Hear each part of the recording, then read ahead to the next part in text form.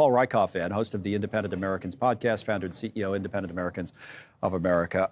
We were talking about this earlier, kind of this big picture conversation of what happened, that this was a lot of people just, and not just in the swing states, kind of a rejection of, to me, kind of, big institutions, if you look at it, as the government, the media, this idea that a lot of people are angry in this country, and they expressed themselves last night. What do you think happened? I think that's right. And they view Donald Trump as a vehicle for that anger, for that frustration. Yeah. I think there's also the flip side, which is the Democrats have a terrible brand problem. I mean, everywhere from red states like Texas to here in New York, where we saw historic levels of voting for Trump in New York City.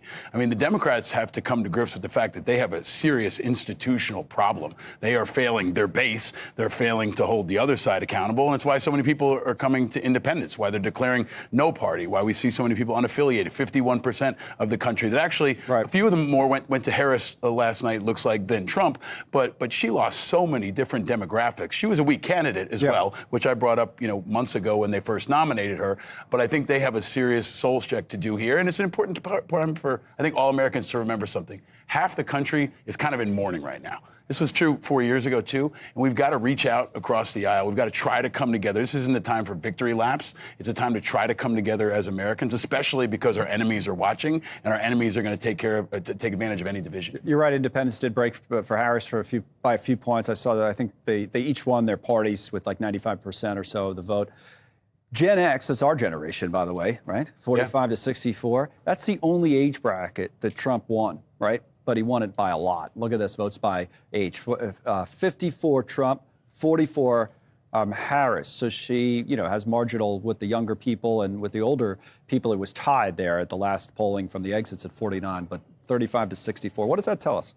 I think this was a question of strength.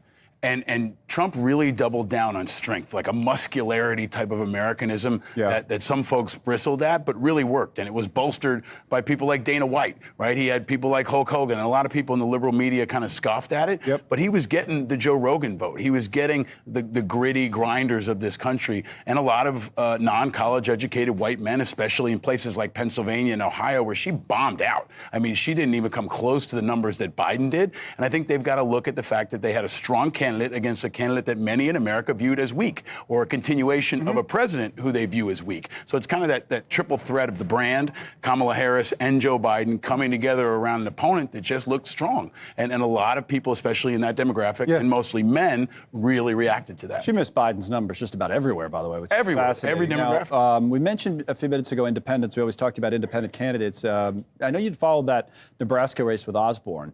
And for a while last night, we said, boy, we haven't called this. This is getting close. He ended up losing. But anything there from an independent giving someone from the two-party system in Fisher a run for money? What did you make? Yes, when people have a legitimate independent option, they do well.